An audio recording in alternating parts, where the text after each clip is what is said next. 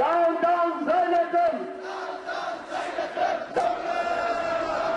salaadii jimcaha kadib ayaa boqolaal qof oo muslimiin ay isugu soo baxeen afaafka hore ee baarlamaanka dowladda South Africa ee magaalada Cape Town.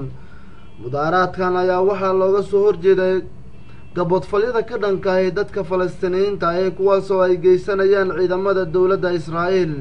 qowmiyadaha kala duwan ee muslimiinta dalkani Koonfur Afrika ayaa waxa ay isugu soo baxeen baarlamaanka magaalada Cape Town kuwaas oo ku dhawaaqay ereyo ay ku muujinayeen cambaareynta dowladda Israa'iil.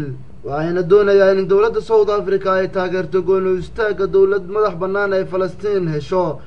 madaxa muslimiinta South Africa Sheikh Hassan Hendrik ayaa waxa uu baaq u diray dadka Yuhuudda ee ku nool waddankani Koonfur Afrika si ay u taageeraan go'aan u istaagga dowladda ay hesho ummadda Falastiiniyiinta ah.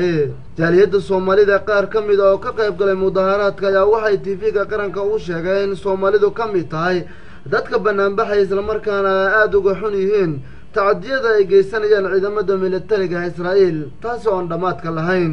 qabanqabayaasha mudaaharaadka ayaa waxay ugu dambeyntii warqad qoraal ah u gudbiyeen baarlamaanka waddankani Koonfur Afrika kaas ay ku muujinayeen in ay ka xun yihiin dhibaatada ay ku haysato Israa'iil dadka Falastiiniyiinta ah isla markaana ay ka dalbanayeen dowladda South Africa inay taageerto dadaalada lagu doonayo in Falastiin xurmo ay hesho.